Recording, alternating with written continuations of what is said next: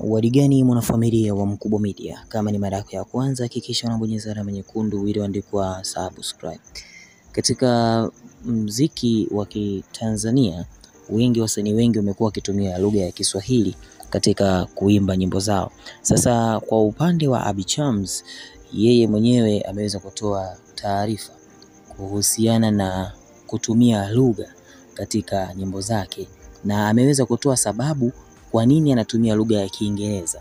Sasa unajua, ili uweze kuwa international artist inabidi utumie lugha ya Kiingereza ili uweze kuteka soko kimataifa, watu wafahamu unaimba nini na unamaanisha nini katika career yako ya muziki. Sasa kwa upande wa Abby Chams, yeye mwenyewe ameandika kwa maneno ya Kiingereza akisema kwamba music is a universal language. Even if I am singing in 100% Swahili, it's about the vibe and energy. I want to show other young Africa that we can be global superstars. Huyu ni Abigail Chams, singer and songwriter.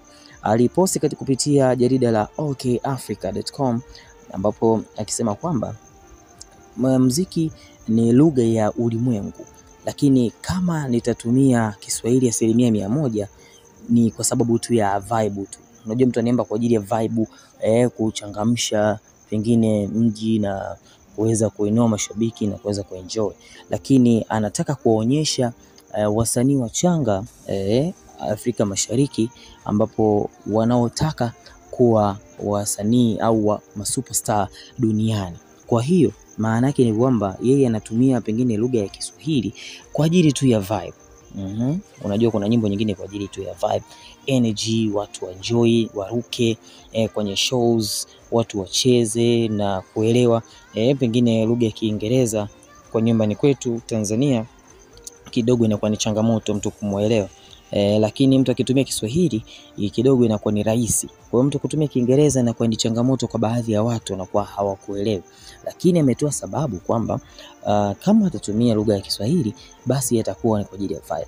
Kwa hiyo ni message sent kwa wale haters ambao wamekuwa wakisema kwamba kwa nini watu wanatumia lugha ya Kiingereza.